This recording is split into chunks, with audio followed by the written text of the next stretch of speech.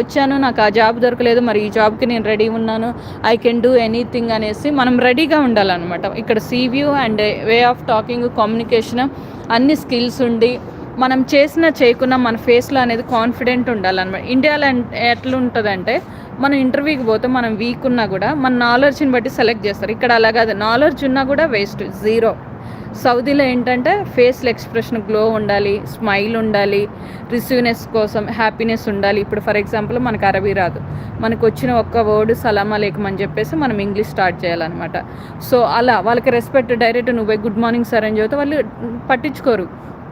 అదొక స్మైల్, అదొక రిసీవ్నెస్. మళ్ళీ నీ వే ఆఫ్ బాడీ లాంగ్వేజ్ కూడా ఇట్లా వీక్ ఉంటా, ఇట్లా డల్లుగుంటూ ఓకే సార్ ఇట్లా చెప్పినా కూడా దే విల్ రిజెక్టెడ్ ఇమ్మీడియట్లీ.